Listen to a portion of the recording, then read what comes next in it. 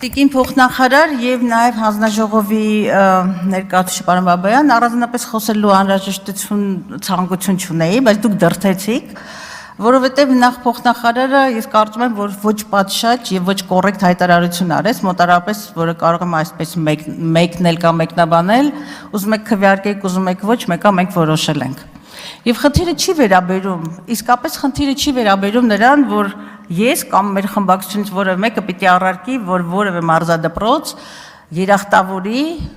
սպորտի բնագավառի որևէ երախտավորի անունով անվանակոչվի, մանավանդ որ մենք այդ բնագավառում հրաշալի երախտավորներ ունենք եւ նրանց գնահատելը,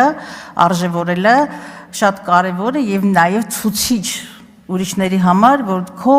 գնահատվելու է քո ներդրումը եւ այլն, բայց խնդիրը այն մասին չի, ոչ էլ այդքան պարզունակ էր մոտեցումս, որ լիազորությունները տալիս ենք, իսկ հետո հակադարձ պահանջում ունենալ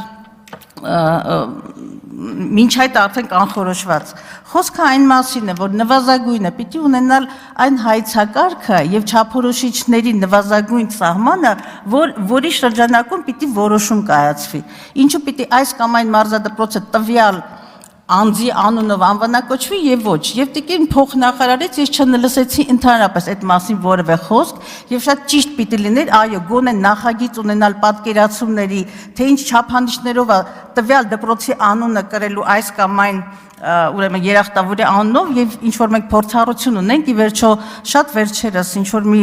մրցաշար կազմակերպվեց այդ ոլորտում անհայտ այդ ոլորտում որևէ ներդրում չունեցող անձի անունով եւ իմ ասածը իմ մոտեցումը վերաբերում է նրան սահմանել չափանիշներ հետո տալ գործիքակազմը Զարուհի Բաթոյան